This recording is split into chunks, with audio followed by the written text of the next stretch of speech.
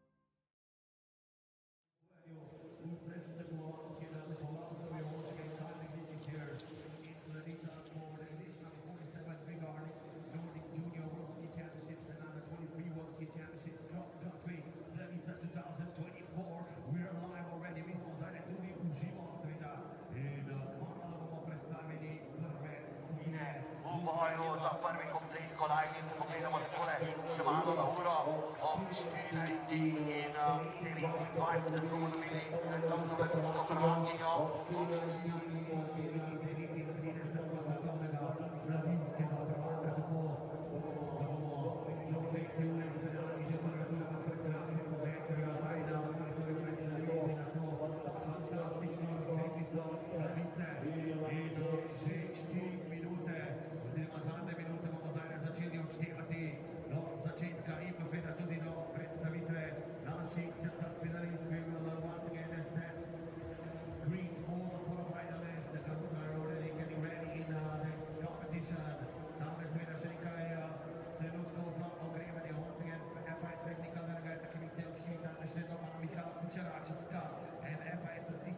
delegate Lapnis, Luza, Martis, Niklas, Latvia. The next Verena Michon of the Schweiz begrüßen.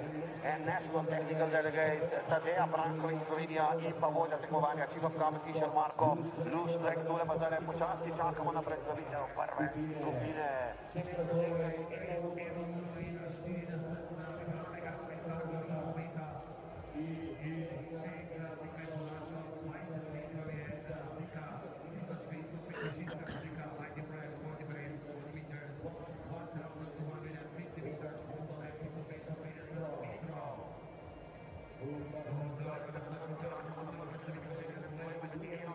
Well, a very good morning and welcome to Slovenia, Planica, hosting the Junior World Championships for the under-23, under-21s for this year. And what a massive event this is.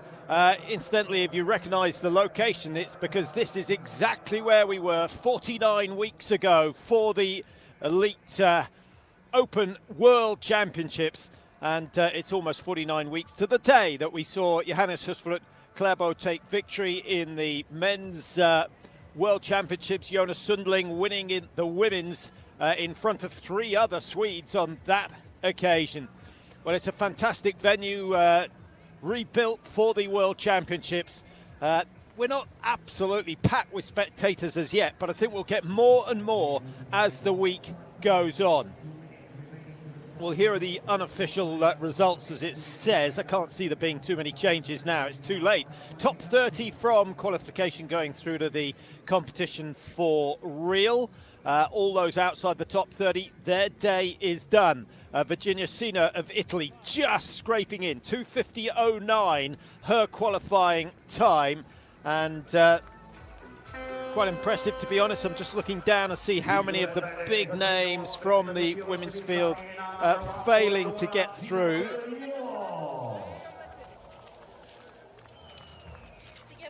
Decent sized field here today.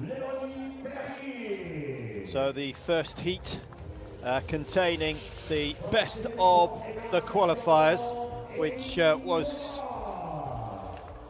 of course, Gina Del Rio, always fancied as a medalist here. 5 wins this season on the FISA circuit, and she's good at sprint, she's good at distance, so keep an eye out for her. She's wearing bib number 1, and the bib number, as always, is corresponds to their finishing position in the qualifying run.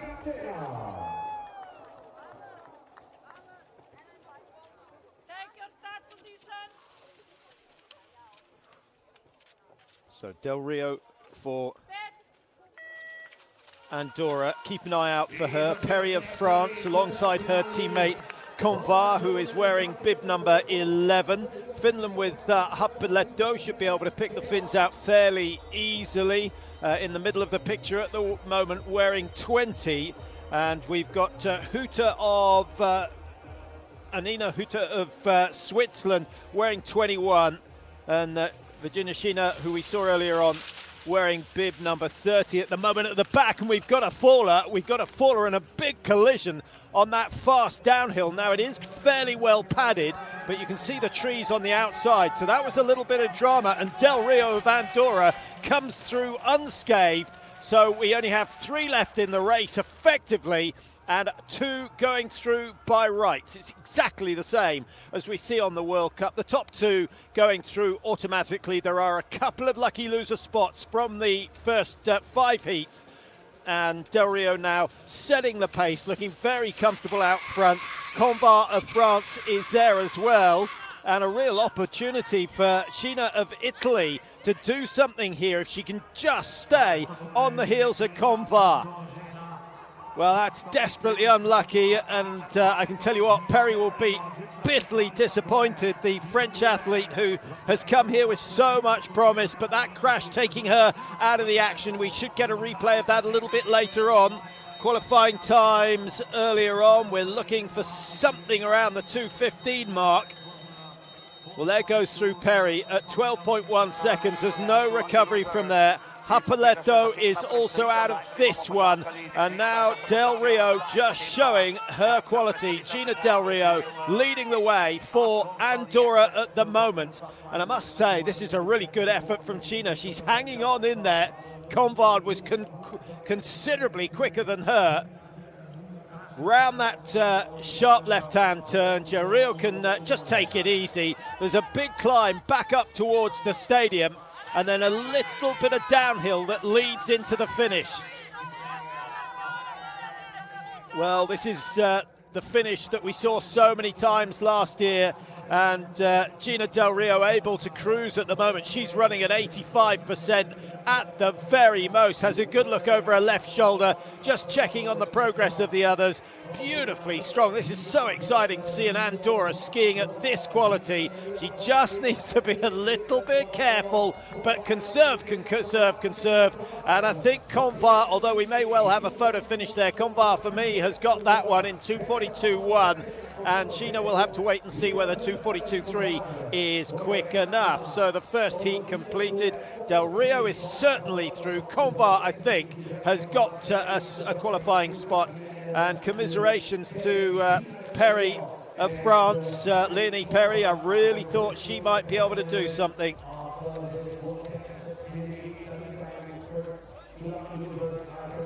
She was the second fastest qualifier in this heat.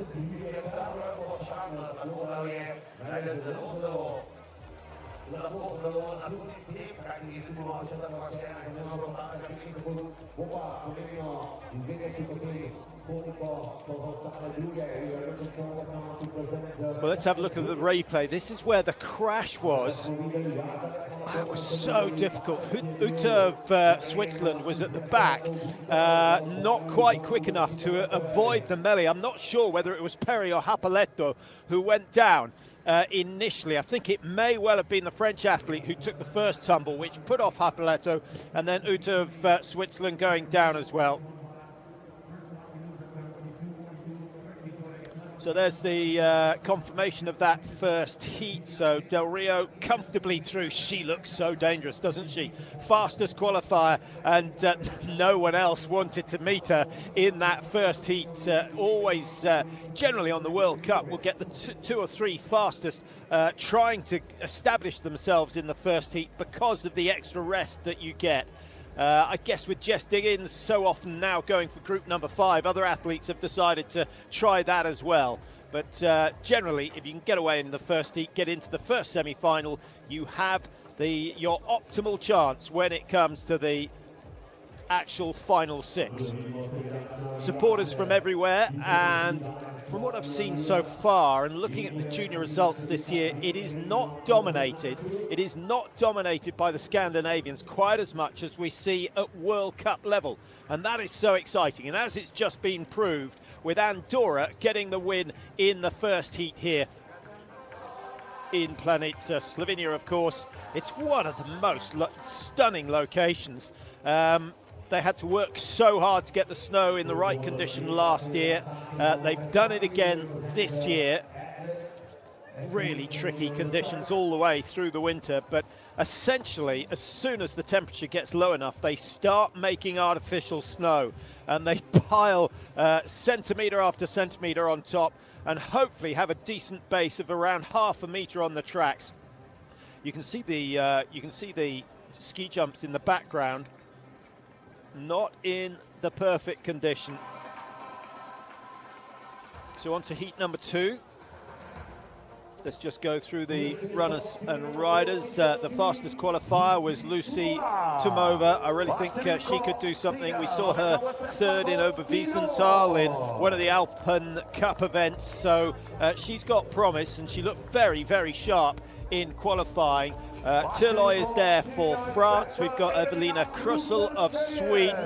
The Swedish juniors, not quite as strong as their seniors, but would that be possible? I don't think so. Remember, the Swedes getting 1, 2, 3 and 4 in the World Championships last year. Sundling, of course, coming out on top. Gizmont goes for Italy. 17th place in qualifying for Gizmont. It's going to be a tough ride if she's going to go through. Nadia Steiger of Switzerland. The Swiss all coming up, largely thanks to Feindrich, who has put Switzerland on the map in terms of women's cross-country skiing. Evelyn Walton of USA, slowest qualifier, but as we saw in that last heat, provided you get round that fast right-hand corner, it is very, very rapid. I think it will get softer as the temperature gets warmer. So heat 2, we're underway. Tumova of the Czech Republic, probably the one to watch, wearing bib number 4. We've got Margot Turloy there for France, and Evelina Krussel of Sweden. They're the 3 fastest from qualifying, and the Swede sitting back at the moment. A little bit difficult to tell from this aerial drone shot. We'll get used to the suits as we go on. Looking good for the French at the moment. Margot Tilloy, well positioned. This is the fast descent, right-hander, and I think some of them starting the corner a little bit tight. It's so much better to start wide and then cut across, but once the leader takes the line, you almost have to follow that. So Turloy establishing herself at the front at the moment, wearing bib number 7. Tumova wearing 4 for the Czech Republic, sitting in second position at the moment, staying low. Lots of free skating. That's a very, very efficient use of time. She saved herself for later on. Walton of USA at the back of the 6 at the moment as they come to the first of the bigger climbs on this course, just over the 1,200 metre mark, 1,250 metres the distance. And still France leading with Turloy, Krussel of Sweden in second place, Tumova of the Czech Republic well positioned in 3, Gismondi is there as well for Italy. They're all in this one at the moment. Up to the left, and then they start that long left-hand descent. No move so far. Is that Gismondi starting to make a move on the outside? The fastest qualifier dropping off the pace at the moment. This is disappointing for Lucy Tumova. I really thought we'd see her start to come through. 11th place ranking in the Slavic Cup this year. Her sprinting that much better than her distance, but she's got work to do if she's going to go through. We still have France leading, Margot Turloy, brilliant run so far, but she's starting to get some pressure from Evelina Krussel of Sweden on the outside. You can see the fatigue is setting in for Krussel, but she's edged herself in front. Sweden now ahead of France, just 60 metres or so to go. Good finish coming in from, I think that's Gismondi who's moving up into a strong position. And this is going to be very tight indeed. 17 is Gismondi, Krussel of Sweden is in there as well, and Thillot of France down in third place, 1.27 behind. Well, it's immaterial as to who won that one. The lucky loser time from the first heat was 2:42.30, and by my reckoning, Margot Turloy, who did all the donkey work on that run, was 2:41.13. So that, for me, puts her up into a lucky loser slot, and I think Nadia Steiger of Switzerland was just a little bit off the pace. So for me, Gina of Italy and Turloy of France are the lucky losers at the moment. Did Turloy get the tactics wrong? She led for what, 1150 of the 1250 metres, overtaken by both Krussel and Gismondi in that finishing straight. Lessons to be learned. Do not put yourself out there too early. Save, save, save. Conserve all the way through the competition, and that includes every heat. So 2 down, 3 to go here in Planica. What a venue. What a privilege for these youngsters to race on the tracks that they will have watched their heroes race on last year in the World Championships. Remember, Sundling and Klæbo were the 2 winners last year. They are the athletes that these athletes are trying to emulate. So Sam Smith is there for USA. She's an exciting athlete. There she is. Is she going to be the new Jess Diggins? She's got a way to go, but we've seen her on the World Cup already. She's had lots of experience, and we saw her in the Tour de Ski. Hadžić for Croatia. She was some way down on Moland and Smith in the qualifying. Nora Brahma for Sweden. 6 different nations in this heat. Janicic for Slovenia is there. There she is, wearing number 26. So the homegrown athlete. What an occasion. What an occasion. But she's got to put that out of her mind and start thinking about the race tactics. 1,250 metres to go in this first heat. Heats, semi-finals, and then the finals if you make it through to the top 6. Slight issue as someone's wand flicked open.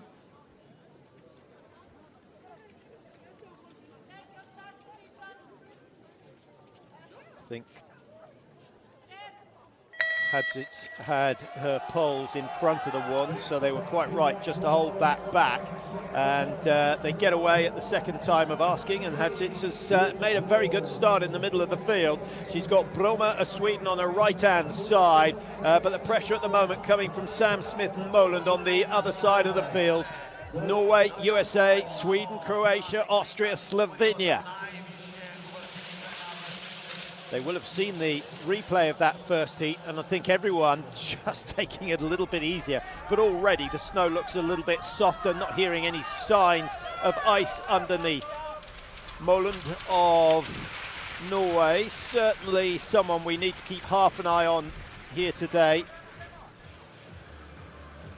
Finished 20th last year in her first junior, well, in fact, this is her first Junior World Championships, isn't it? She's been racing a lot this year. Had a good second place in the Norwegian selection race for this championships. And certainly if you can achieve that, you can think about making it through to the latter stages of the Junior World Championships. So fairly even between the Norwegians, the Swedes, and we've got to come through here. And it is Sam Smith who takes the lead. Samantha, 1:23.5 on the clock at the moment. Remember, we're looking for a time of around 2:39, so they're through the halfway stage. Under the stadium bridge, they break up to the left, and then they have a little bit of a descent before the final climb. Nice work. Another 40 seconds or so to go here. There's the descent, and 3 breakaway athletes here. Janicic is in 4, and I think she's pretty much out of this one. Samantha Smith holds on, not particularly comfortable on that left-hand turn, but maintains a little bit of speed. The pressure coming from Moland of Norway, Mina Sofia Moland, who has got herself into a strong position, and they are far enough ahead. They're far enough ahead of the Swede Nora Brummer. They can just ease it down. This is where just being aware of your situation is so important, and I think the Norwegian Moland has sussed out what's going on behind. There is no pressure. The first 2 are guaranteed to go through to the semi-finals. So Moland and Smith are through, and Brummer of Sweden on 2:42.8. Is that going to be good enough? I'm not sure it is. I think she needed a 2:43.2, 2:42.2 to go through. Janicic, 26th in qualifying. I don't think she was expecting anything spectacular. And you can see from the short sleeve order, it is pretty warm here in Planica. The organisers hoping that overnight things get very, very cold. If the skies stay clear, then we should have sufficiently cold temperatures overnight to be able to contest tomorrow on decent tracks. But as we saw first thing, it was icy. It is already starting to soften up, and instead of the ice being the slush becomes the problem, and the cornering just as difficult, but that much slower. So Samantha Smith getting the win, 2:39.72. The last heat won in 2:39.86, and the first heat in 2:41. So that was the fastest run so far from Samantha Smith. It sounds good on paper, but she could have eased up. She could have had an extra 2 seconds, and she still would have gone through comfortably. 3 down, 2 still to go. USA, Sweden, Norway, Czech Republic, Germany in this heat. 2 Americans, Eva Thurston and Sofia Skritza.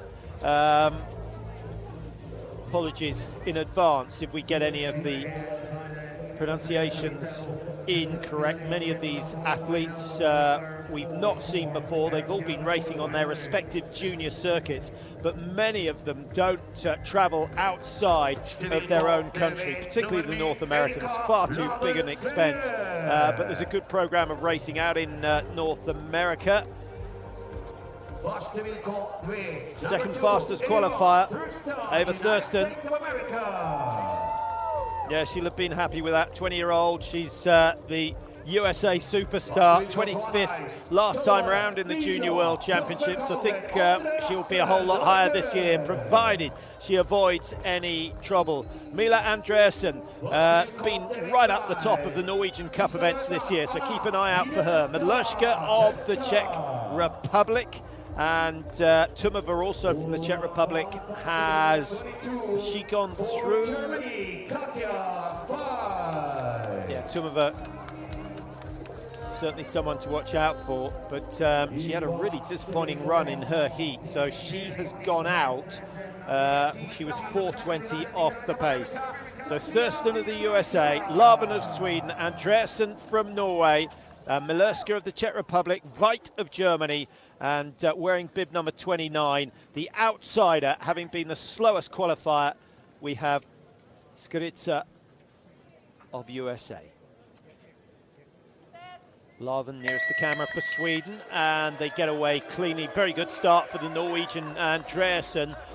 She could take advantage here and dictate the pace in the early stages, which is always quite nice. And with a tricky downhill into that technical right-hand turn, it is not a bad thing to be out front. So they blast their way out of the stadium. Little left turn, which lines them up for the downhill, and now they've got to pick the perfect line into this sharp right-hander. Sweden's Larven is first to negotiate cleanly through, and down goes one of the Americans. I mean, I'm going to guess that it's Skritza. It is Thurston, who was the second fastest qualifier, sitting there in third place at the moment. Veit of Germany is back in fifth place.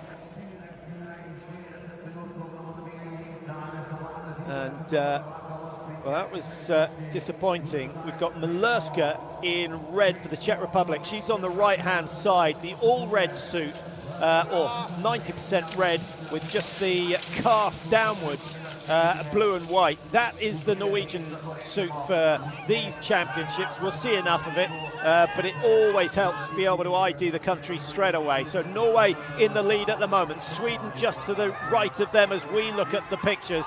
And USA's Thurston, well positioned.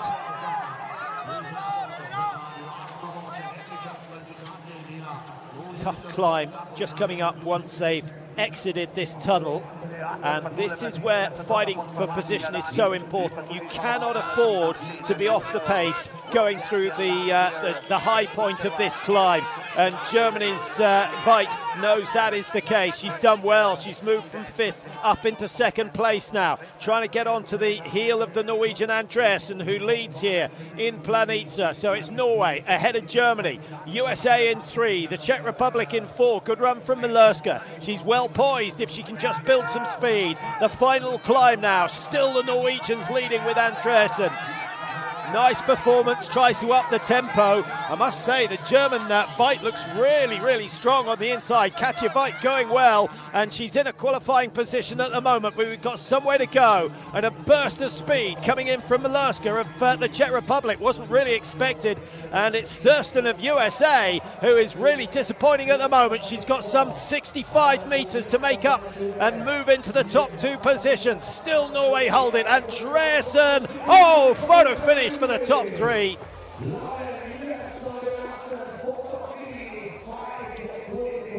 Very, very tight. Now, that is so difficult to call, but there's no doubt that the fastest finisher was from Sweden, Erika Larven, absolutely flying over those last 50. I think Andreasen of Norway did too much work earlier on. It was a good finish from Thurston as well, and the jury are going to agonise over this one. This is Skritza of USA, took a tumble on that first corner. Doesn't really have anyone to blame. She was at the back of the pack when she went down. They're just having a look at the barriers to make sure they're safe, because that's 3 fallers already this morning from 4 heats. So here's the start, and it was a good start from Andreasen, which allowed her to dominate in the early stages. Larven then took over the duties. There's the fall from the American, and that was quite a big impact, but she looks okay. And then up the final climb, or the penultimate climb for Andreasen. 4 athletes in it at this stage, still with some 250 metres to go. There was the bid for glory from Milerska of the Czech Republic on the far side. I think Milerska has got it. Sweden with Larven, I think, probably taking second, and Andreasen of Norway, who did all the donkey work, 2:39.72. But the good news for her is that that is quick enough to go through 2:39.72, equaling the previous best time. So we may well get 2 qualifiers from that 4th heat. And Germany's Katja Veit might be one of them. She's just waiting to hear. Obviously, if you go through, you have to hand your skis in. So automatic qualifying for Malerska and Larven. I don't have any details as yet on the lucky losers.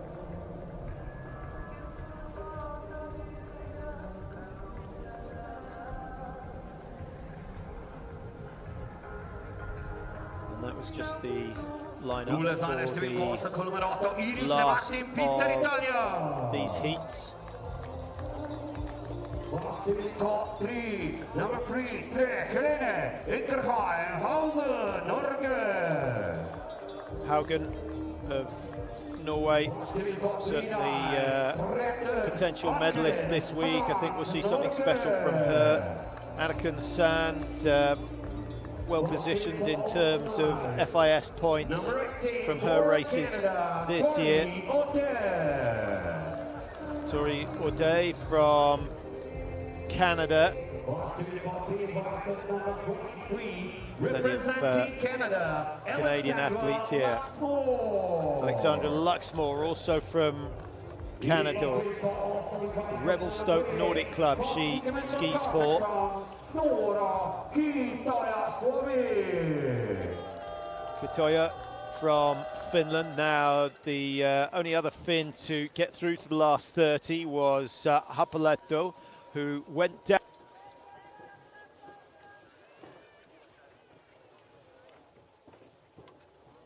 from her.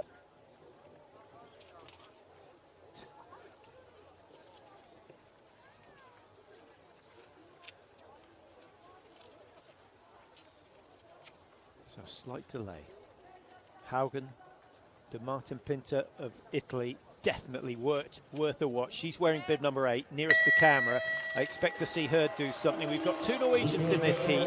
Haugen, who is right up the top of the rankings, 19-year-old, and de Martin Pinter, the only athlete above her in terms of FIS points. So those two are going to have a bit of a battle today. Samantha Smith, who we've already seen race, is up there as well. Now, with the 2 Norwegian favourites, Haugen and de Martin Pinter out front, this could be a very, very quick heat. We've got another four, and again, and that is a massive, massive impact. Yeah, they've done well. They've padded that corner out well, so no damage done. But suddenly, from 6, we're down to 4, and the 2 race leaders can relax. And I suspect that once they've sussed the situation, which they should do very early on, they just need to calm it down. Slightly asymmetrical technique from Helena Haugen of Norway. Tall figure, showing their class. De Martin Pinter of Italy, who actually raced here in the World Championships last year, so she knows these tracks well.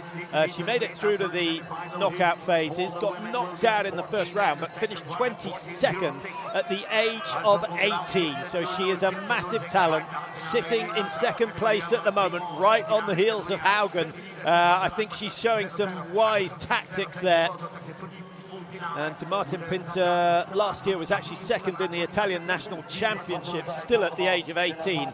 Finished behind San Filippo on that occasion.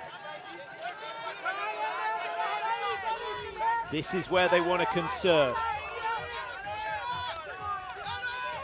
Haugen is absolutely massive, Helena Erkheim Haugen. And the gap is equally massive, back to 3rd place. So I cannot see at 2:05 round the apex of that left-hand turn.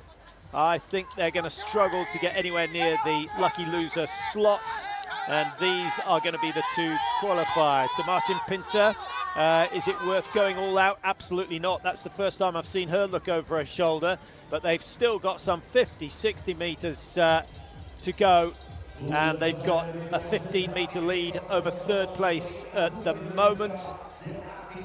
One of the casualties on that first corner was Anniken Sand of Norway. So Haugen it is who crosses the line, easy does it. Martin Pinter of Italy in second, they go through 2:44, and that is the perfect qualifying time for them. They conserve energy. Why are they going in Group 5? Well, I sort of think they've watched Jess Diggins do it in the World Cup, and the logic is sensible. You do not want any pressure in your first heat, which is heat 5, provided you can cope with the slightly shorter wait before the between the semi-final and the final. That seems a long way off at the moment. We have completed the first round. Jens Uday and Luxmore are out. This, of course, their biggest event of the year.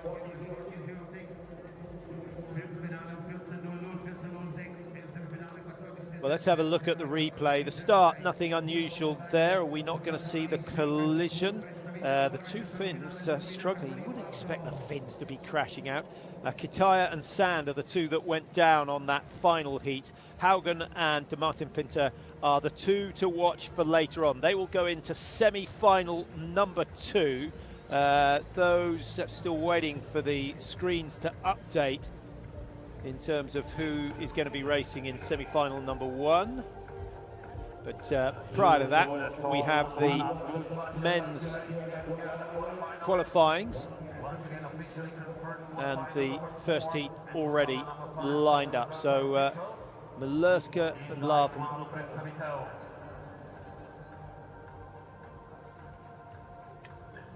quite sure what that screen was about. As we go back to the quarterfinal start list, this is more like it. Erik Bergström, the number 1 qualifier. It's a very similar makeup to the women's, with only one athlete or 2 athletes from the top 10, number 1 and 10, going into heat 1. Everyone else avoiding it like the plague, because this man is going to take some beating today. Bergström's qualifying time 2:17.96. Representing for España,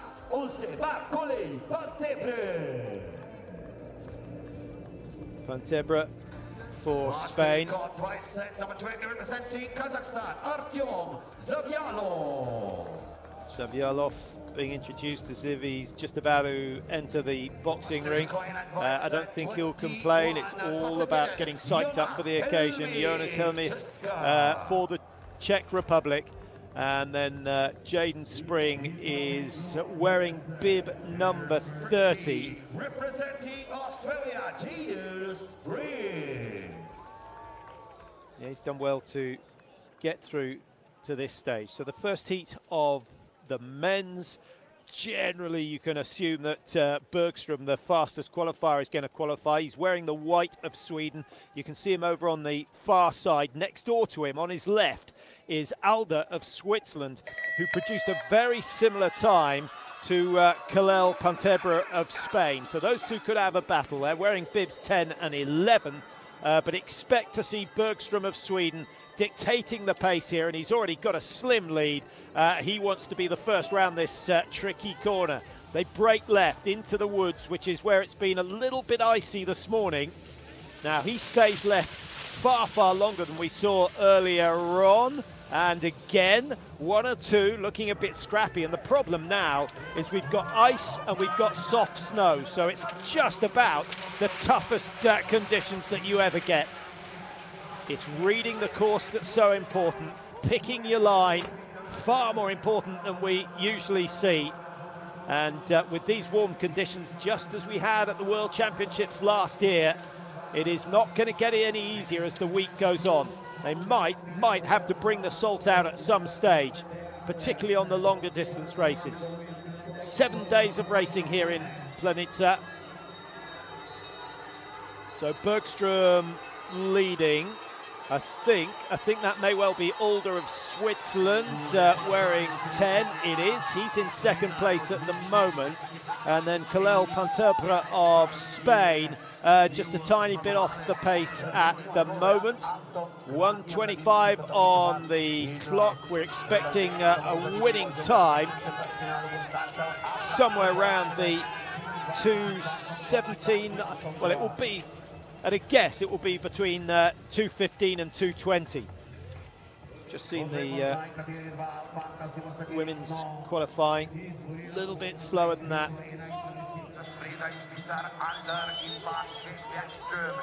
Nice cornering from Roman Alder of Switzerland, who's got pole position at the moment.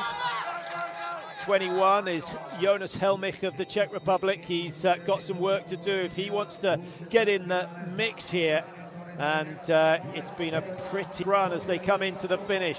And now we see Erik Bergström show his class. This is what he did in qualifying. He's put up the speed, and a close run as expected between Kalel Panterbre and Alder. But it is the Spanish athlete. He's done really, really well there.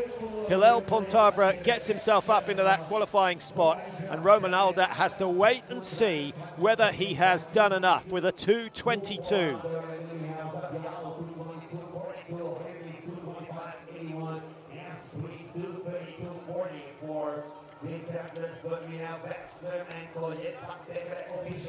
So no dramas for Erik Bergström there. That's Jaden Spring of Australia, a 2:32.40 in he's just done a 2:32.40. 2:21.18, the fastest time by Erik Bergström. That's pretty rapid, and he didn't look to be having any trouble at all. He was challenged by Kalel Panterbre and Roman Alder, but when it came to the last 150, he was significantly stronger than the rest. And that, having put out the most effort at the start of the race, just to make sure he was in a good position for this right-hand corner. It's all right. You can live with the fact if you make your own mistake and get taken out, but if someone else makes a mistake and it affects you, it's a bad way to go out of a major championships. 4 heats to go in the quarterfinals.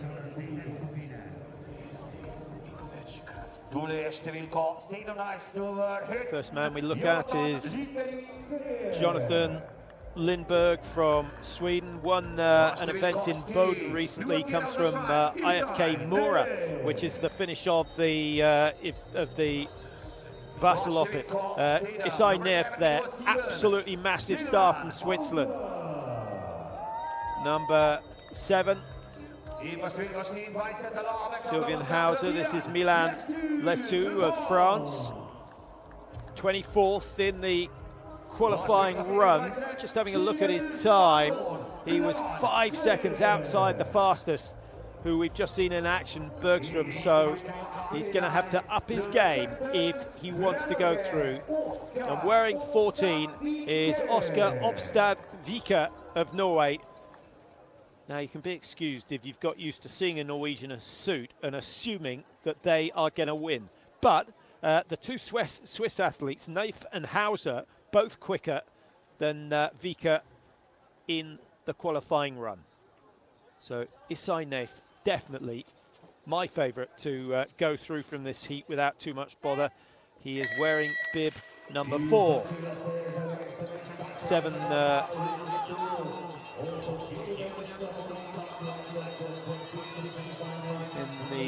World Championships in 23. That's a powerful start from Sweden's Jonathan Lindberg. I guess team orders, get to the front for the first corner, and Anton Gran of Sweden is there as well. Nicely taken. Lindberg wearing 17, the slowest qualifier, leading the way at the moment. 24 at the back is Milan Lessu of France, probably a little bit surprised by the pace that they've gone out in the early stages. This is where the work starts. From here through to around the 2-minute mark, it is pretty full on.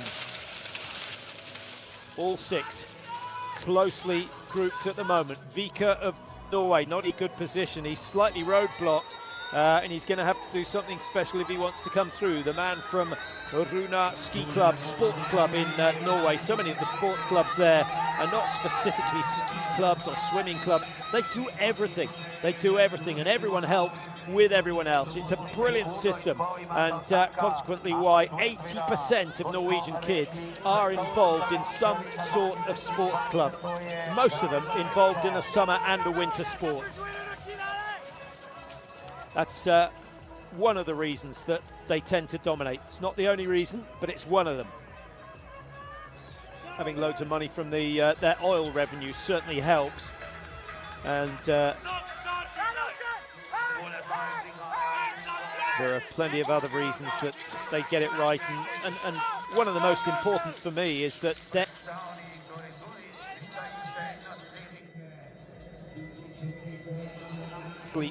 is hard, but my goodness, they have a good time, and when you have a good time you want to come back, and you'll keep coming back, which is so important if you're going to have some success.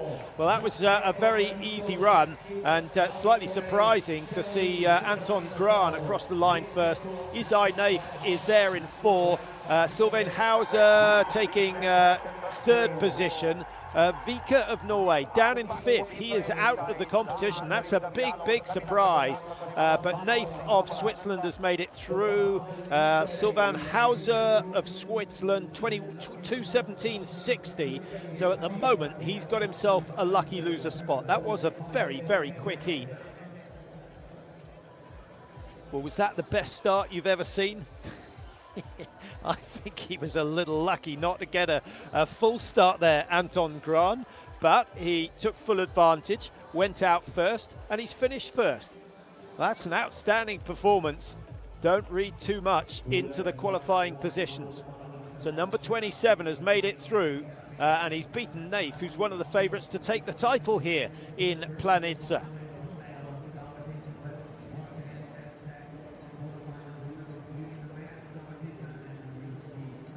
So that's the first 2 heats completed.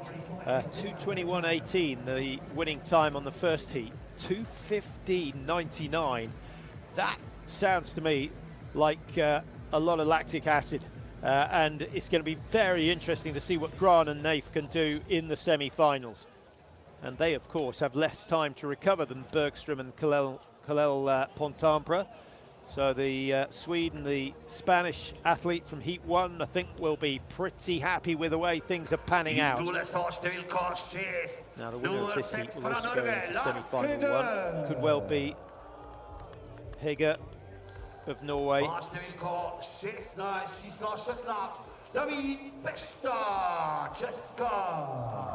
David Pešta from the Czech Republic.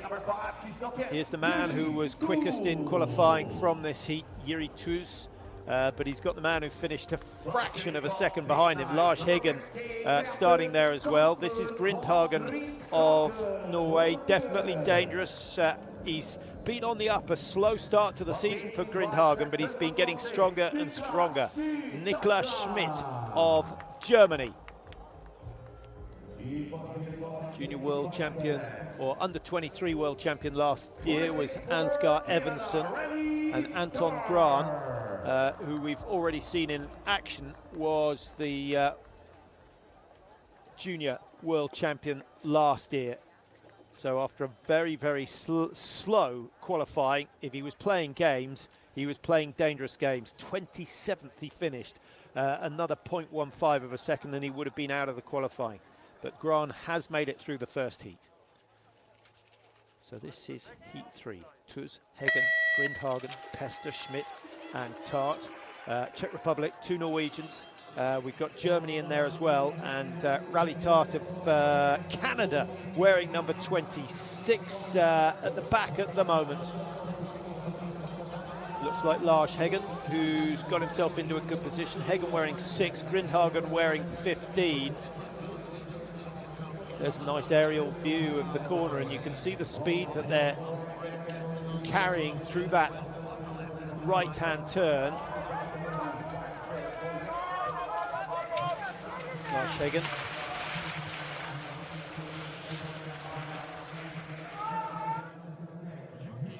Well, this looks as though it's going to be a very competitive run indeed. No one's been shaken off as yet. As with nearly all cross-country races, the field splits when you get to the toughest of the uphill sections. 55 seconds, almost a minute now on the clock, and just over 1:15 still to go. You can see the climb up to the bridge that goes over the stadium. Then they turn left and the climbing continues. This is where the strongest athletes and those perhaps with less fast twitch fibers want to try and get away, but the gap's still pretty minimal here in heat number 3. Jiří Tuz from the Czech Republic leading the way at the moment. 5th in qualifying for Tuz. He was only, I say only, he was 1.46 seconds down on Erik Bergström.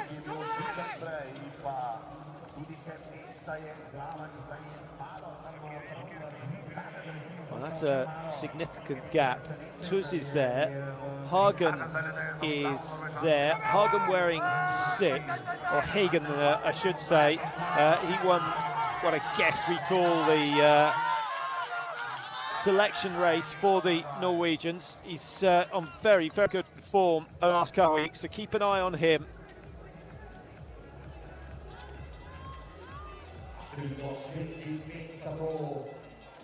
So Hagen is going to come through. Jiří Tuz in 2nd place, and David Pesta of the Czech Republic is going to be 3rd. 2:19 the winning 2:19.10 the winning time, so considerably slower than that last heat at the moment. 2 lucky losers coming out of Group 2, but that could well change.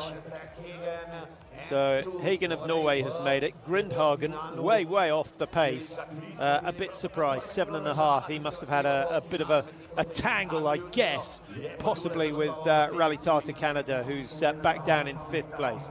So Hagen and Tuz go through 2:19.10, and that is some, 3.5 seconds slower than we saw from Anton Grahn on heat number 2.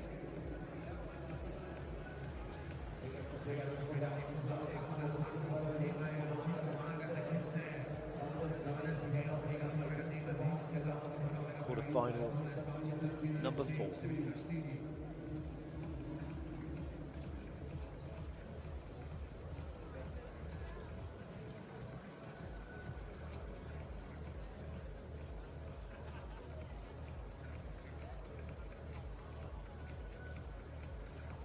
You can see the bank on the far side where the stands were built for the World Championships last year. It's not until these athletes get to the World Cup. Yes, the Norwegian Championships, there are plenty of people there, but it's not quite the same as the atmosphere at the World Cups and of course the World Championships next year, Trondheim. That is going to be an absolutely massive occasion, and if you are free February, March next year, well worth a visit. If it's anything like Oslo back in 2011, it will be one of the events of the decade. They're expecting hundreds of thousands of athletes. What was it, 150,000 people turned up to watch the 50k, a 50k kilometre race. You know, it's not the sort of event that you would say that's a big attraction, but there were 150,000 people who streamed up to the Holmenkollen Stadium in Oslo back in 2011, and I do not think, although Trondheim is slightly harder to access, I think there'll be similar numbers next year. Is that going to be the final big showdown for Andy Musgrave of Great Britain? Those, of course, are his home tracks. So Ralph Kivel of Estonia goes in heat 4, qualified 19. Philip Skari of Norway is the man to watch this time round. Matthias Bauer of the Czech Republic wearing 12. Best of the Czechs, I think, Jiří Tuz. We've already seen him in action. He won the last heat. Oh, of Italy, and there's no doubt that the Pellegrino effect is starting to show in the Italian squad. So many of them wanting to be sprinters, so many of them very, very good at sprinting.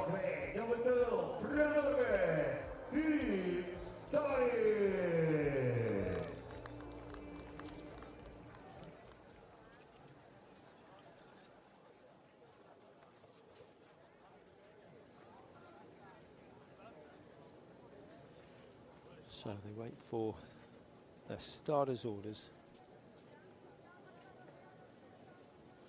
Scari wearing 2, Gio of Italy wearing 9, 12 is Bauer, Kivel of Estonia is 19, Latvia's Fuchs is wearing 22, and Multi of Italy wearing number 29. Now we've already seen number 27 going through. That was Anton Gran, who looked absolutely fantastic for Sweden. Of course, he is the defending junior champion, so can he get another title here in Planica? Safely round, and it's Scari who is setting the pace and making everyone hurt at the moment. Number 29, Multi. Now that's dangerous for all those behind Multi of Italy, because you cannot afford a gap of 10 meters or so to open up, particularly on this part of the course. So it's Norway and the Czech Republic up the front at the moment, and again Filip Scari is being allowed to dictate. Matthias Bauer, the son, of course, of Lukas Bauer, two-time Tour de Ski champion and the best Czech skier that we've ever seen on the World Cup circuit. It's going to be fascinating to see how his son does. At the moment, he's in a qualifying spot, but he's got to start working now, because this where it starts to hurt, and this is where a little bit of effort pays off massively. Multi leading for Italy, Scari in 2 for Norway.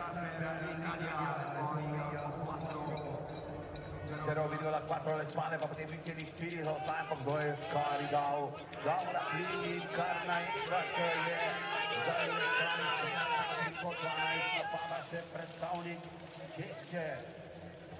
To je Bauer, Matthias Bauer. Well, no major issues for Filip Scari so far, just looking comfortable as he rounds the corner. Second fastest qualifier. It was Eric Bergström who was the strongest earlier on this morning. They had about an hour and a half to recover after their qualifying run, and Filip Scari dominating it at the moment. Matthias Bauer of the Czech Republic, is he going to come 1983 in a lucky loser slot? And we'll just double check, computers having a problem keeping up with events here, and we've seen a 2:17 and a 2:18 from those outside the top 2. So I'm afraid that David Gio of Italy has missed out, as has his teammate Gabriel Multi has missed out, and that means that Scari and Bauer, by my calculations, that therefore is unofficial, are the 2 qualifiers from this 4th heat. 1 heat still to go, and then we will have just a moment's break before we start the women's semi-finals. Yeah, David Gio, his mistake for me was made early on. He started the climbing section 10 to 15 meters behind the leader of the heat. You have to be there. You have to be up the front when the hard work starts. Yeah, he did well to get up into 3rd, but he had nothing left to give. So I think on this course, in today's conditions, that a little bit of effort in that I'll say a little bit of extra effort over those first 200 meters to make sure you're well positioned for the first big climb, I think probably pays off. Here's the lineup for the final heat, and Teo Galli of Italy and his teammate Artusi deciding that heat 5 is where to be.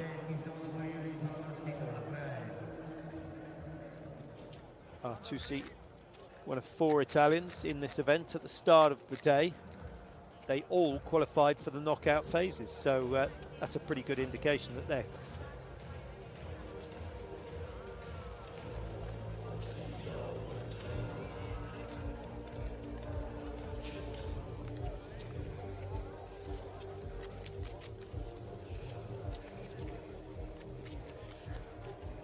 sure what the delay is. The up-and-coming heat usually pretty much ready as the other heat crosses the line. And now finally the 6 athletes are in place for the final heat in the men's events. 23, Elias Danielson.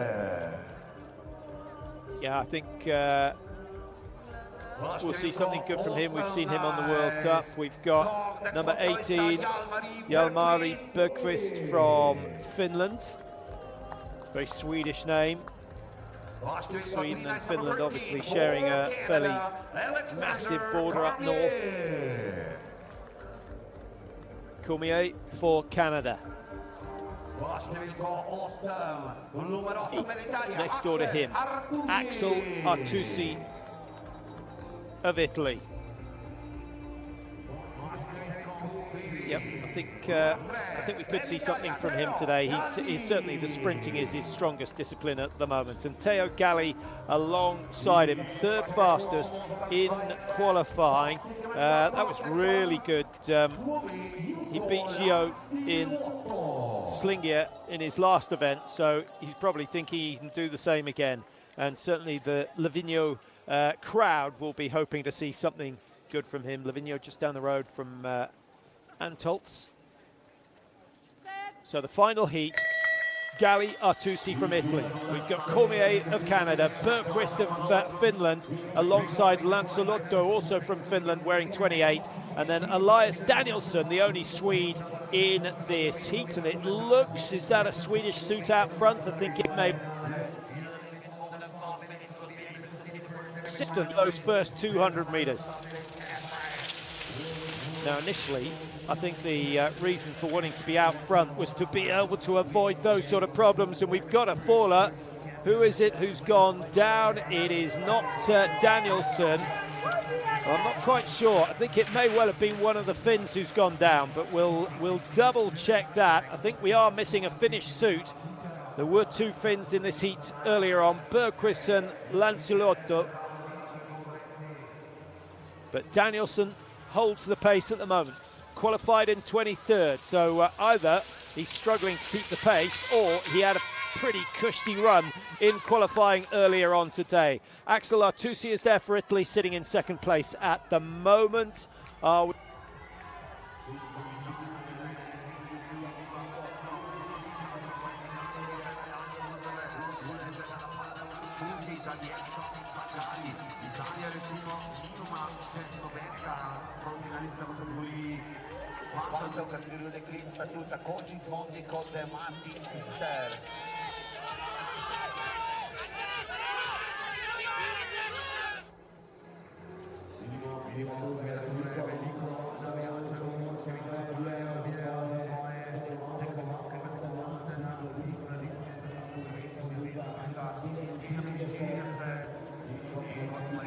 And it's been a really, really strong race so far from Axel Artusi. He's going really nicely, sitting there in top spot at the moment. 2 Italians in the front 3. Sweden are going to have to fight for this one if they want to qualify. And it's Elias Danielsson in 2nd place, but could well drop down a 3rd fairly shortly. Finland off the pace at the moment. It's not been a good run from them. And the Canadians with Alexander Cormier will not get a qualifier from this heat. And I think Danielsson, who did so much work early on, has paid the price. He's paid the price. The 2 Italians, Artusi and Galli, have gone through to the semi-finals, and the time is not quick enough to get any lucky losers. So only 2 going through. Danielsson, you have to feel a little bit sorry, but he put in a great effort. Remember, he qualified in 23rd position. So to have been in the running, he was 50 metres short. 50 metres short. Just tied up in those closing stages.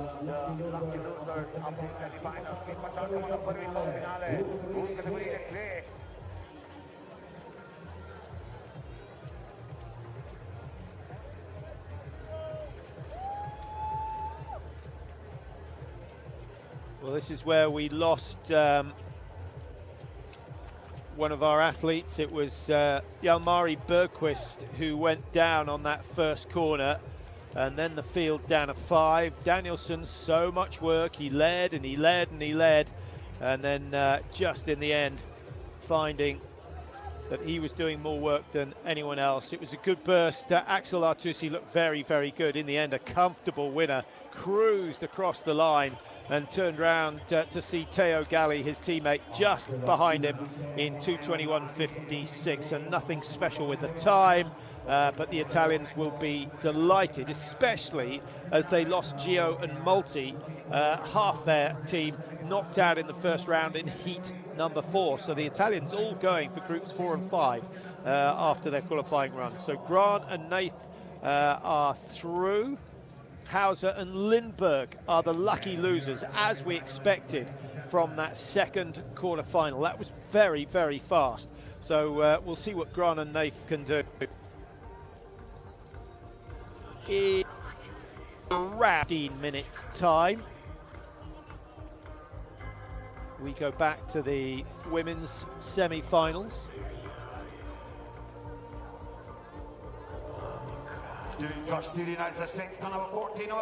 Evelina Krussel for Sweden looked strong, won her heat, the second of the quarterfinals. Gina Del Rio. From she was she the best? Well, we'll see. I think we could see something special, and if Andorra get themselves a medal today, that would be the perfect way of starting these Junior World Championships.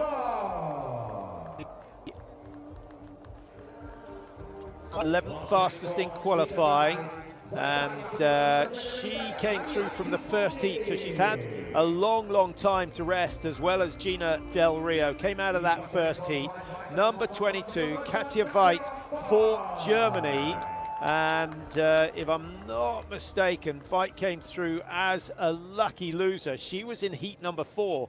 So of these of this first semi-final, Veit has had less rest than anyone else in the field.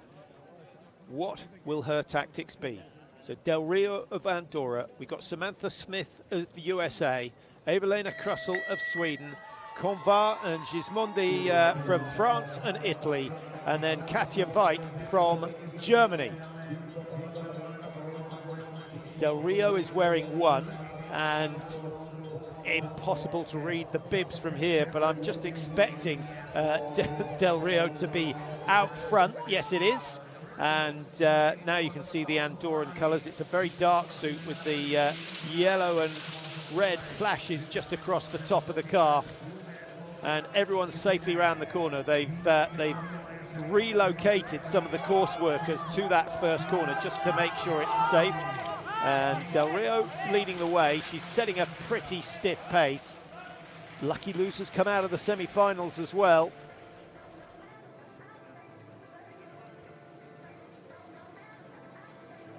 Yeah, very strong looking athlete.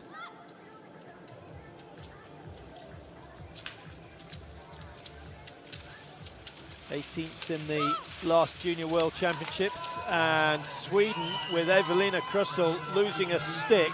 Now this is really tough, but she's keeping going and she's pretty much holding her own. In they go, always difficult when the stick's on the far side, then loses a little bit of time as she takes over with a new stick. She hasn't had a chance to get her hand through the strap, and that makes it very, very tough. And suddenly the two leaders get away. Del Rio and Samantha Smith, two of the favourites, and it's Sweden in third place at the moment with Krussel. I didn't see how she bust the pole, but that's desperately unlucky for her. Del Rio looking comfortable. Andorra leading the USA, and the Jess Diggins look-alike in second place. Brilliant work from Samantha Smith, going well at the moment, and she's got a 5-metre lead over third place. Well, that's very, very significant. And now we see Krussel getting the strap on. It's the stick doesn't look her size. It looks way, way too big for her. And that really will upset her rhythm when it comes to the final push. Yes, it must be a full sort of 10 centimetres longer, which is making life very, very difficult. Del Rio, on the other hand, dances away over the high point as she drops down into the stadium. And there's absolutely no doubt about the front two in this one. Del Rio is through to the final for Andorra, and Samantha Smith of the USA easing down. 50 to go, and it's the perfect scenario for Andorra and USA at the end of the first semi-final. Great work. And Gismondi of Italy in 3, Krusell of Sweden down in 4. A broken stick really put pay to her chances, and Veit of Germany down in 5th place, with Convat of France out of the running in 6th, 15 seconds down. Just wondering whether Convat and Krusell were involved in a little tangle. Now, we'll get the replay. We always see the start, we always see the finish, but will we see where the Swede was taken out? Still has 2 poles in this stage. Number 14.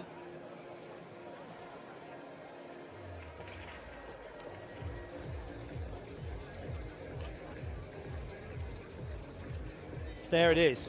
There it is. And congratulations. That was a very nice touch of Convat straight up to Krusell to apologise. Nothing. She didn't do anything wrong, and there certainly won't be a jury protest. But she was big enough to go and apologise, because it was her ski that clipped the bottom of the Swede's pole. Although these poles longitudinally are incredibly strong, if they get hit from the side, they snap like twiglets. If you know what a twiglet is. We'll say matches. Similar sort of effect as we see the lineup for the second of the semi-finals. Haugen, Miloška, Moland, de Martin Pinter, Larven, Andreasen. This is quite a high quality second heat, to be honest. We could see some fireworks here. Looking forward to this one. The winners of the heats, well, Miloška and Haugen won heat 4 and 5. The lucky loser is the Norwegian, Mila Andreasen. So 2 Norwegians, 3 Norwegians in this second heat, second semi-final. Haugen, Moland and Andreasen. And then we've got Miloška from the Czech Republic. There she is, wearing 19. And de Martin Pinter of Italy. Number 6 is Mina Sofie Moland.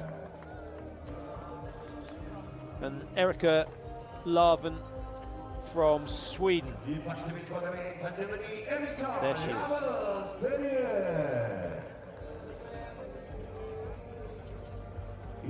Larven, I think, probably slightly better at the distance races. Comes out of the Orsana Ski Club that's produced so many of the stars over the years. Mila Andreasen, double gold medal in Whistler last year. Is she going to have the same sort of success here today? She won in Lygna, the Norwegian qualifying runs. So, first time that the full start has been called. And I think it may well be Moland. Is it going to be Moland or de Martin? Moland, for me, the guilty party. She'll have to be just that little bit wary for this second start. Silence in the stadium here in Planica, the host venue for last year's World Championships and the host venue this year for the Junior World Championships and the Under-23 event as well. All these athletes under the age of 21.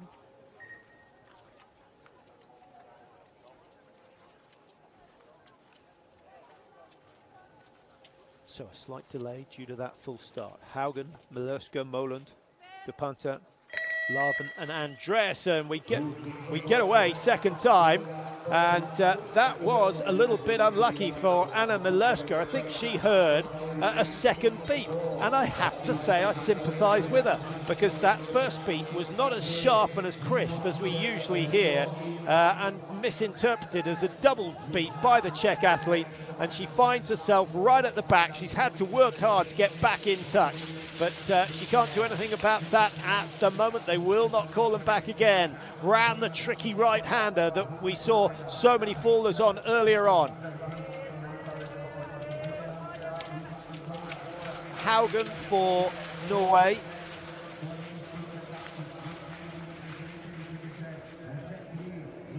Races for these championships, and behind her is Moland wearing 6.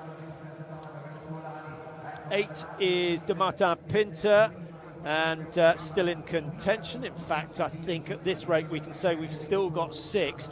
When they go under the bridge before they break to the left, I suspect we may see a little bit of a split in the field. Sweden with Erika Larvin hoping for more luck in this one than they had in the last semi-final, the first semi-final, where Krusell went out with a broken pole. That really put pay to her chances. De Martin Pinter going well for Italy, setting the pace at the moment. Andreasen in second place, Sweden's Larvin in 3. Round the corner, they break to the left now, and the climbing continues. This is where we've seen the strongest athletes managing to get away, and Italy's de Martin Pinter ups the tempo. Andreasen ups the power input and stays with her. And over on the far side, looking very, very light in the feet at the moment, is Mila Andreasen, who came through as a lucky loser. Now, this is where there's a little section, this corner, so important to still be in touch going round here. 2:09 on the clock, the first semi-final, 1 in 2:43. The lucky loser slots at the moment, 2:45.4 and 2:45.9. That's what they want to get inside. Now a little move from Erika Larvin of Sweden on the near side. Still can't match De Pinter of Italy, who leads the way at the moment. Number 3 for Norway is Haugen, looking strong, but she's going to have to keep the tempo up. She's a tall figure. It's all about glide and efficiency for Haugen. This is going to be a 3-way fight for the line. It could be De Pinter. It could well be Sweden's Larvin. And I think Andreasen is out of it. Haugen, I think, is in there with a chance. Haugen's been put down in 3, a photo finish for 1 and 2, and 2:41 on the clock. We are going to get 2 lucky losers from this second semi-final. So I think Haugen and Andreasen of Norway get to go through as lucky losers. Moland is out, Miloshka is out for the Czech Republic. What a race. And if that semi-final is anything to go by, the final is going to be absolutely electric. They have to now focus on recovering. There was Miloshka's mistake initially. Having had a full start, she heard a second double beep.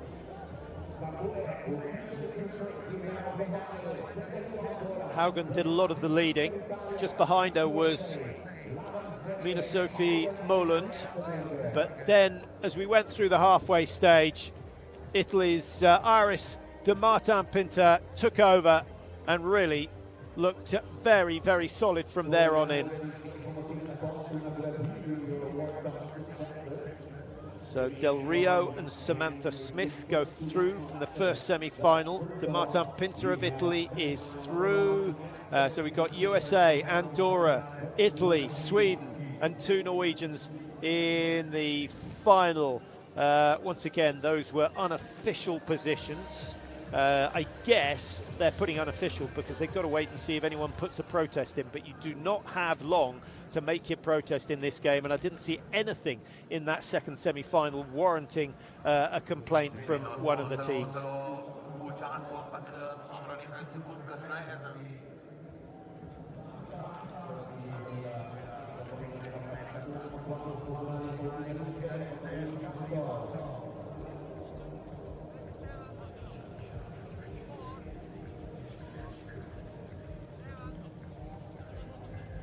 On to the first of the men's semi-finals.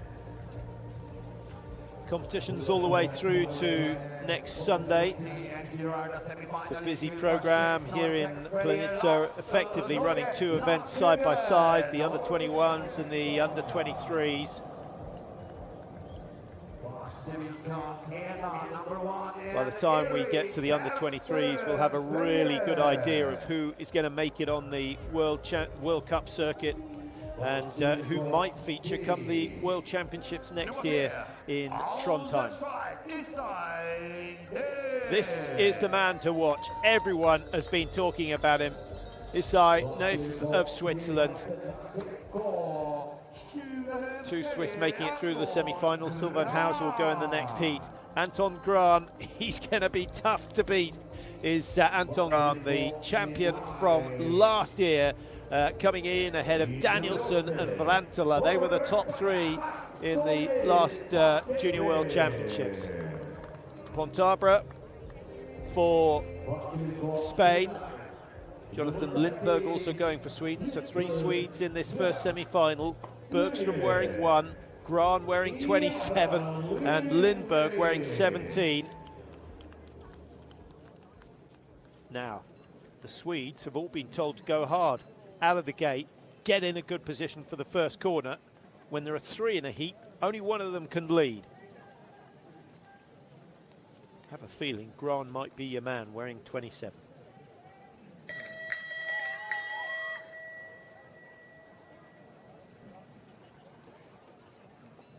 I might have to change my mind because, if I'm not mistaken, Grahn is the one who's going to get the penalty here.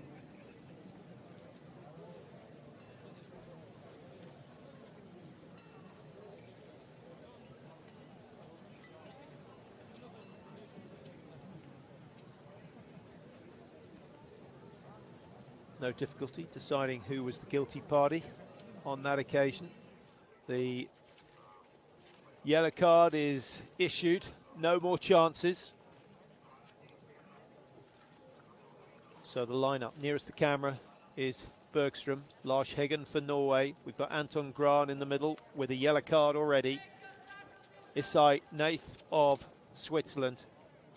Spain's Colel Pontabra wearing 11, and on the far side, Jonathan Lindberg of Sweden. We get away, second time of asking. There's the burst of speed coming in from Anton Grahn, but he had to take it relatively easy in the early stages, and it's going to be Sweden 1 and 2. I think it may well be Erik Bergström who has pole position coming into the first descent. He's got bib number 1, and he started really well.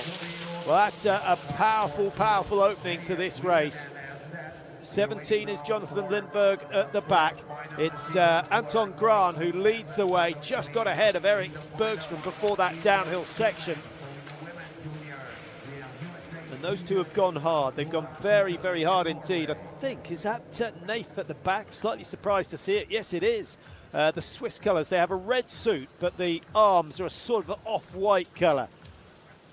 Yeah, Neif making up some ground. He's gone from 6th up into 4th. Good skiing on the downhill section. That was easy money. Free ground and free positions made by one of the race favourites here. Up through the 1 minute mark, halfway. 1,250 metres, the total distance of this course here in Planica. Exactly the same as we saw in the World Championships last year. Just looking to see what the winning time, actually it was a little bit longer, wasn't it? 2:56 was the winning time. Neif is still in a competitive position, but he needs to move up one slot if he wants to guarantee himself a place in the final.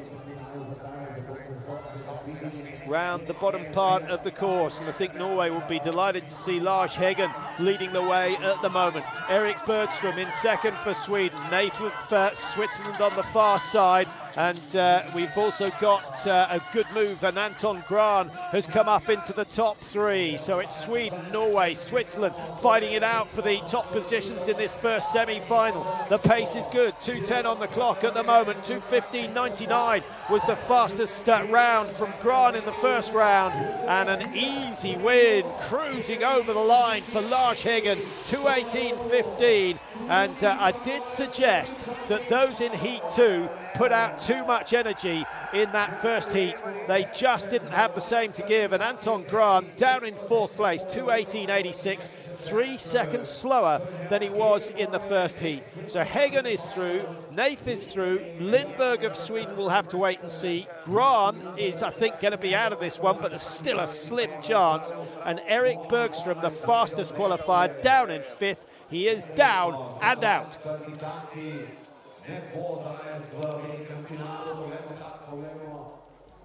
Bitter disappointment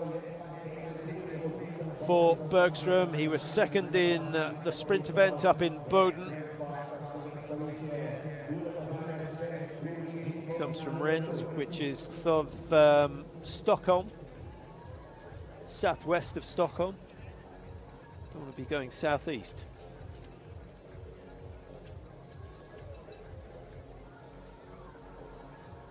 Few shots from the qualifying run early on. Good 25 seconds between first and last in that event over a 2.5 minute race.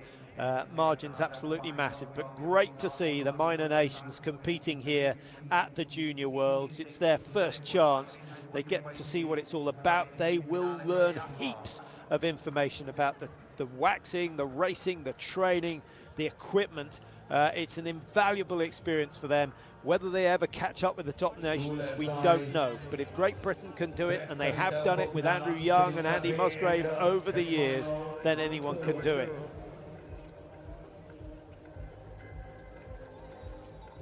So keep your eye on the clock.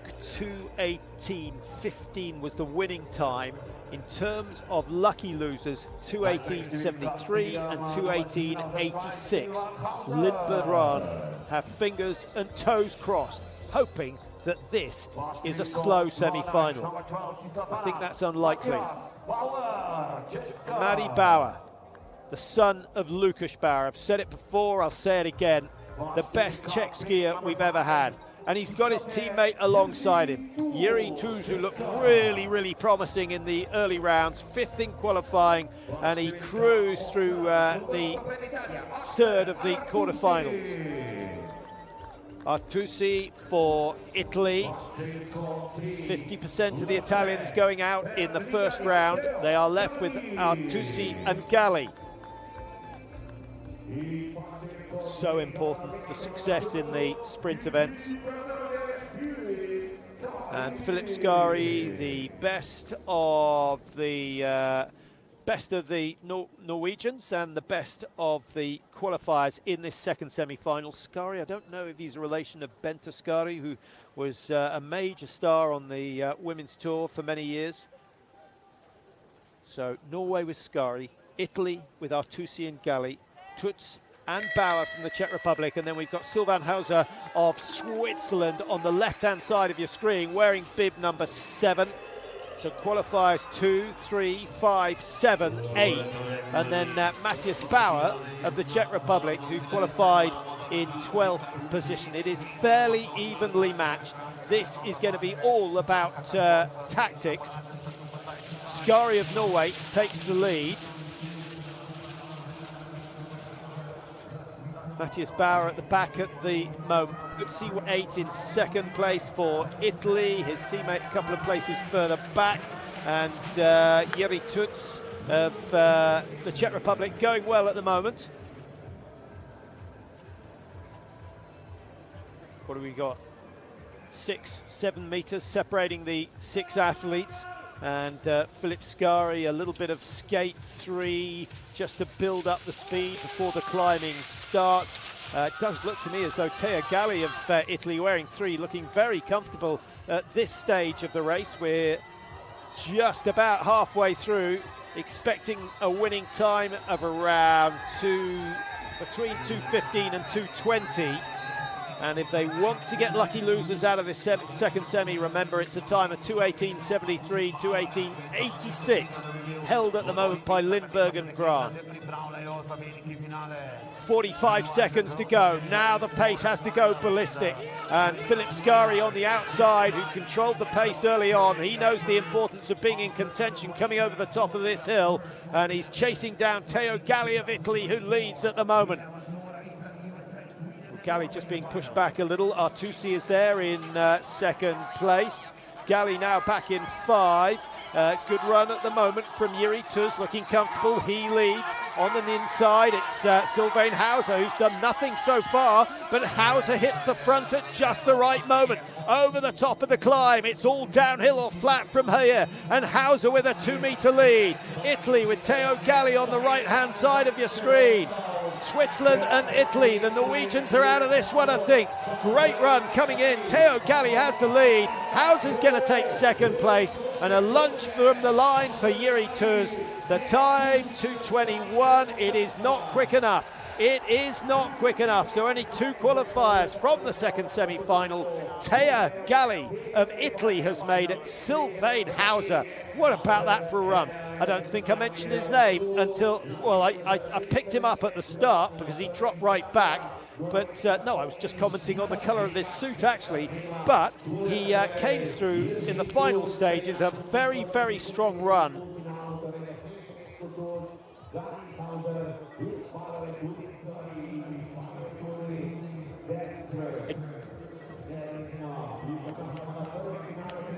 And again, it was Philip Scari who did the donkey work early on and paid the price.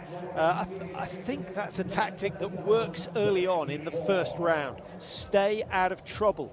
The difference in speed between those in the first heats and the semi-final is massive. Everyone who makes it through to the semi is capable of a good time, and therefore it becomes much more tactical.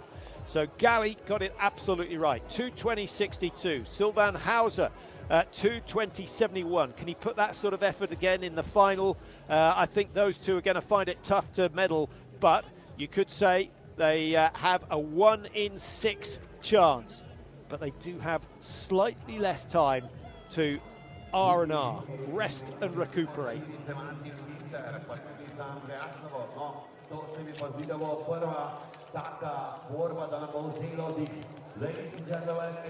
Semi-finals complete. And now, of course, we switch to the main event in the women's program, the final. There are only 6 left. We started with over 80 competitors this morning. We've been through the rounds. The first round, 30 involved, down to 12, and from 12 down to 6. And what a lineup we have. Andorra, Italy, USA, Sweden, Norway, 2 Norwegians with Haugen and Andreasen. But how many of you are supporting Andorra here? Gina Del Rio, the fastest qualifier. Let's have a look at the other riders and runners. Iris de Martin Pinter has been good. I don't think she's put a ski wrong all day so far. Qualified in 8th. It was good, but it wasn't so good that you'd be concerned. Gina Del Rio, she's looked so comfortable. She won qualifying, she led her quarter, she led the semi and made that look comfortable in 2:43.38. What has she got left in the tank? America's big hope, Samantha Smith, looking good. Her technique so similar to Jess Diggins. Erica Larven, second in the second semi-final. I'm concerned about the fatigue rate. Remember that second semi-final was very, very quick. And Haugen came through as a lucky loser from the second semi. Andreasen came through as a lucky loser from the second semi. So many would say that Del Rio and Smith from the first semi-final have the best opportunity they're ever likely to get a world title. Well, how fantastic would it be if Andorra could claim the first gold medal of these championships? They're under starters' orders. The women's final, 1,250 metres. The top 6 for the day so far, and it's a good start from Gina Del Rio wearing bib number 1. She takes the pole position, just moving gently ahead of Mila Andreasen of Norway. And a powerful start also coming in, just the two Norwegians dropping to the back of the pack at the moment. I think playing it a bit more tactically. I think that's de Martin Pinter who's taken the lead. Gina Del Rio just behind her. So we've got Italy and Andorra 1 and 2. And we've got a faller. It's Erika Larven of Sweden who's gone down. And she has taken, I think she's taken de Martin Pinter with her, or maybe de Martin Pinter was the first to go. And the Italians' chance of taking the title has gone. We are down to 4, 3 medals at stake. Who is going to lose out of this lot? You would have thought it would be one or two of the Norwegians, Haugen and Andreasen. They were the slowest in the quarters and the semis. And Gina Del Rio is absolutely cruising at the front. These are pictures we've seen time and time again today. She loves to lead, but she does not get overexcited. The balance is impeccable. She picks the best part of the course, and on her inside, Samantha Smith of USA certainly will not have given up on a medal here. Andorra ahead of USA, Norway in 1 and 2. And the Norwegians up the tempo very early. Gina Del Rio looks so strong. 18 years old, 18th in the world. She's 20 years old. She was 18th in the World Championships last year. She's had wins in Classic and Freestyle this season. 5 wins on the FIS Tour this year, sprints and distance.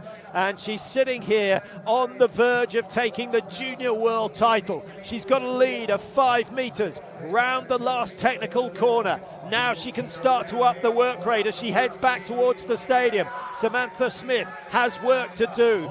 Norway maybe sniffing a chance of getting a victory here. Haugen is upping it. She's on the outside, but still Del Rio looks beautifully comfortable over the top. She's 6 meters clear of Smith of USA. Haugen of Norway in third and starting to tire. And Andreasen is out of this one. In fact, it is Andreasen. My apologies. Andreasen's come up in the third to go ahead of Haugen, but it's Del Rio who's going to claim the first gold here in Planica. A wonderful run from her, an impeccable day of racing. Samantha Smith of the USA in second, and Andreasen taking the bronze medal. I thought it would be Haugen who had the strength.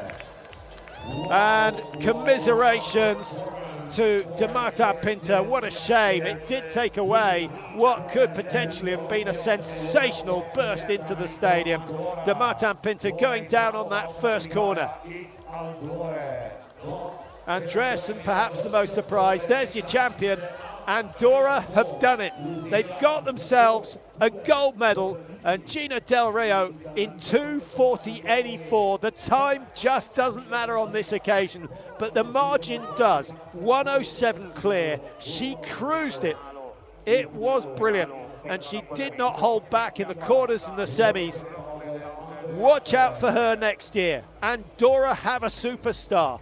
That was an impeccable performance from her. She started in the second lane. It was a steady start. She was away from the trouble. Now let's have a look and see de Martin Pinter going down, and Larven of Sweden taken out as well. So we were down to 4, and Gina Del Rio never looked back. Samantha Smith was there, but she was fading. Del Rio's technique did not change from start to finish. That is something special. Look at that. She looks as though she's done absolutely nothing. Well, she's done a lot. She has come away with a gold medal from Planica, and she has got Andorra off to the perfect start at these championships. Good to see the Americans still there. The legacy of the success that the USA women's team have had since, Pyeongchang in 2014, and before that, of course, with the sprinting. But it continues today with Samantha Smith, a 2:41.91. She was just over a second outside the winning time. And Andreasen of Norway, I think she'll be delighted. 12th fastest in qualifying. She's walking away today with a bronze medal. And the Norwegians get their medal count off the ground. But it's a bronze, not a gold, as it was in the World Championships last year. Klæbo, of course, the men's champion. Goldberg was in second, Chapin in third for France. The women's sprint in the World Championships last year, Sundling, Ribom, Dahlqvist, Svan. They are all from Sweden. We have not seen that sort of domination so far today at junior level, and we haven't actually seen it on the junior tour this year, and that is very, very refreshing for the world of cross-country skiing. Nothing against the Scandinavians, but too much success can be too much of a good thing. I think even the Norwegians would say that is the case. They want to be challenged.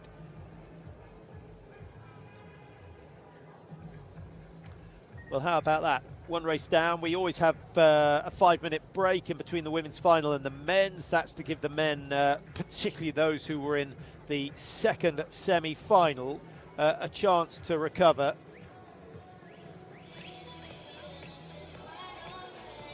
Straight on to the there'll be a medal ceremony this evening. Presentation now. For the flower, Vila Krosbeckhagen, Andreasson, Norway, first place. Second place for Samantha Smith, USA. They have some practice to do with the celebrations, but their enthusiasm is plain to see. Andreasson with the bronze medal. Samantha Smith, I think, will be happy enough with that. Really, really impressed. She had 11 World Cup starts, and today she gets herself a silver medal at the Junior World Championships. We saw her in Goms just a couple of weeks ago, the World Cup, going to Goms for the first time ever, and I was really impressed with what she did. And we watched her all the way through the Tour de Ski, so she's had a tough season, has Samantha Smith, and she was 26th in the Tour de Ski. If she can build and build and build, just get 5 places closer to the top each year, then it won't be long before she is challenging for podiums at World Cup and World Championship level. Today, she gets a silver at the Junior World Championships, and USA's success continuing. Writing history for Andorra. How does it feel to be the first one on a World Championship podium? I'm really happy and excited. No words. Did you expect this result? No, I never expected this, but it's a dream. In Andorra or in Spanish? Catalan, okay. How do you feel about being on the podium? Estic molt contenta d'estar aquí, de com ha sortit la cursa, com ha sortit tot, dels tècnics, i no m'esperava. Molt contenta.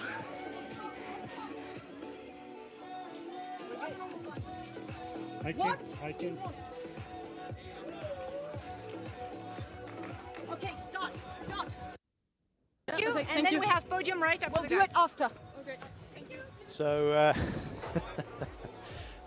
yeah, a little bit of time pressure because we still have the men's event to come first.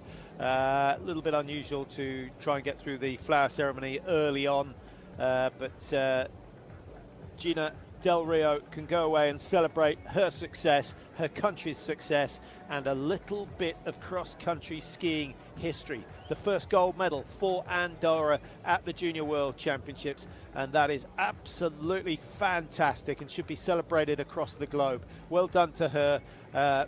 Just perfect performance all the way through. She won the semi-final, she won the first heat, she won qualifying. She did not put a finger wrong at any time, and it was positive skiing. She just looked so strong. I was absolutely amazed by her endurance, her sprint endurance, astonishing. I don't think I saw a change in her technique all the way through the day.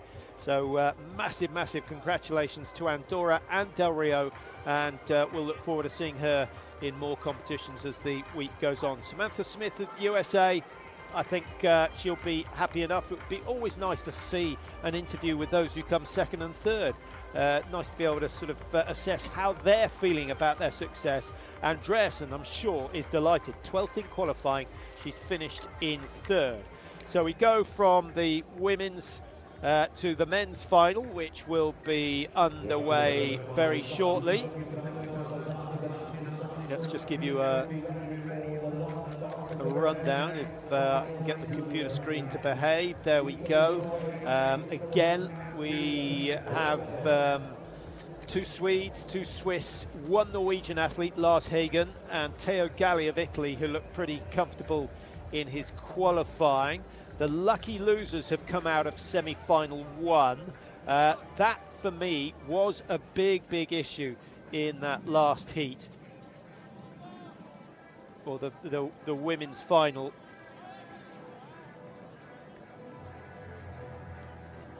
Yeah, and Andreasen was the only one to impress, and she came through from her semi-final, the second semi-final, as a lucky loser.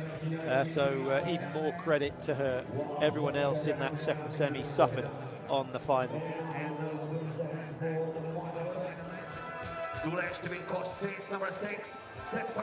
The sole surviving Norwegian, Lars Hagen. Norway lost Philip Skari, who was one of the favourites, having qualified in second. Anton Gran is through. He came through as a lucky loser. Remember, he put in a blistering pace for his first round, the quarterfinals. Isai Neif second in the first semi. He was only 0.3 outside Hagen. Sylvain Hauser second in the second semi-final, and the second Swiss athlete in this men's final. Are they going to walk away from day one with a medal? It is quite possible. Teo Galli of Italy is there as well. The fastest qualifier left in the competition. Number 1 Bergström has gone, and number 2 Skari has gone. 17 is Jonathan Lindberg, and then we've got Anton Gran, who's wearing bib number 27. So Galli of Italy, Hagen of Norway, Switzerland have both Neif and Hauser, Lindberg and Gran from Sweden, and we have just seconds to go before the start of the junior men's World Championship final. The last 6 remaining, and a very, very slow start from Gran. I think complete change of tactics. Earlier on, he was going off like a bullet out of the stadium to try and get into pole position for the first corner. Now I think he's realised he has to conserve, and going back into 6th place, I think that's a dangerous tactic. We will see. We will see. He knows what he's doing. Italy's Teo Galli at the back as well. I think they're safely round. They are.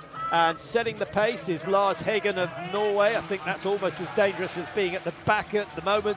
You really want to be in 2, 3 or 4, ready to match any moves that are made, but getting some assistance from the slipstream of those in front. Sweden with Lindberg and Gran. Lindberg has dropped back now, and Gran is there wearing 27. He's moved his way up into 2nd position, so he knew exactly what he was doing out of the start, and he did some really good downhill onto that first corner. So he's got himself into 2nd, and the pace picking up as they go through the halfway stage. 600 metres completed. They've got just over 600 to go. Hagen of Norway leading at the moment. We've got Gran of Sweden in 2nd place, who was only 27th in qualifying earlier on, and Neif of Switzerland in 3rd place at the moment, sandwiched between the 2 Swedes. Lindberg back in 4. No move so far from Teo Galli, the fastest qualifier from this final, and Galli is running out of time. He's some 15-20 metres adrift of the race leader, and I think he's going to be very, very lucky to recover from here.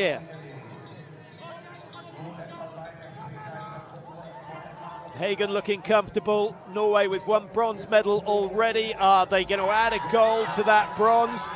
There's one man there who believes that is not going to be the case. It's Anton Gran. He keeps that V2 going into the last 100 metres now. Hagen leading and still looking very light on his feet. Gran with the odd loss of balance. I think that's going to affect his efficiency, but he moves to his right. He's looking for a little bit of space. He's only got 20 metres to make up the time, and Hagen takes it. Gran just found wanting. Had he not pushed so hard in the first round, I think he would have been a real contender for the gold medal. But it's Lars Hagen who takes the win for Norway. 2:17.17. That is an impressive performance at this time of the day. So Hagen gets gold. Gran of Sweden in 2nd. And Jonathan Lindberg comes through to snatch the bronze medal out of the hands of Isai Neff of Switzerland, with Theo Galli of Italy down in 5 and Sylvain Hauser of Switzerland down in 6th position. So disappointment for the Swiss today. Still, they've made the final, and that is impressive. There is Anton Gran. What was he doing in qualifying? I didn't see the qualifying run, and I don't know whether he had an issue or whether it was skis or whatever it was, but Gran down in 27th, another 10th of a second, and he wouldn't have qualified for the knockout phases. But as it is, he did, and he's looked super impressive all the way through the day. And the Swedes, with Gran and Lindberg both on the podium today, they could produce a very, very strong team event. So Hagen it is, the gold medalist. Norway get a gold to add to the bronze they won 5 minutes ago in the women's final. And Sweden, with Gran and Lindberg, I think will be pretty happy with that. They missed out on the medals in the women's. Erika Larven taking a tumble on the very first turn and not competing for the major prizes here today. Yeah, a bit of disappointment, I think. Isai Neff, he has come here with a tag of superstar, and superstars win medals. He's failed to do that today, but I think he's shown us enough to show that he will be a main player on the world stage in the years to come. Of course, it doesn't always follow that winners of junior titles go on to win senior titles. Ansgar Evanson winning the under-23 last year. Anton Gran, who has got himself a silver today, was the champion last year. And I'm slightly surprised that someone with his experience, remember he produced a 2:15.99 first round performance. And that, for me, that ruined his chances. And Isai Neff was in his heat and he went with him. So those two, I think, have a lot to learn in terms of pacing all the way through a sprint occasion. Maybe the size of the occasion, it is their biggest event of the year by some way. I think maybe that getting to them. Many crashes. First few heats in the women's, the second of the women's semi-finals, the final, losing 2 athletes on that first corner. I don't think we saw a faller in the men's contest, so I'm not quite sure why that was the case, but I did notice that the men approached that right-hand turn just a little bit further to the left. There's the winner of the women's event, and what a day. Del Rio of Andorra getting her country's first ever gold medal at the Junior World Championships. And a little bit of history, that's always nice to see. One day they'll get in time. That was better. That was the one the photographers wanted.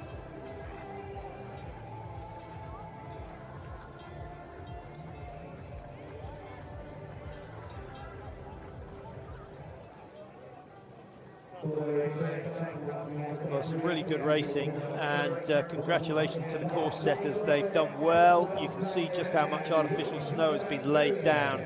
There has been some natural snow. It's come and it's gone. A little bit like the season that they're having up in Scotland at the moment, with big dumps of snow, and then the wind and the rain takes it all away again.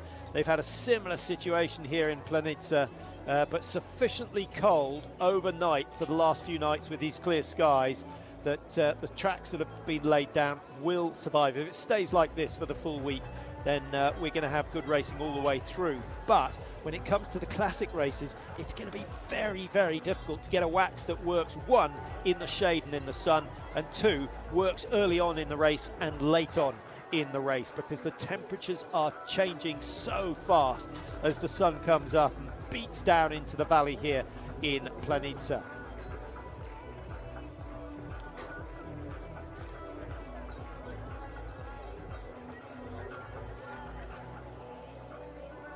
Yeah, really nice for the young athletes to get to taste the tracks where we saw the world's best compete last year. There's your champion. Lars Hagen has done it.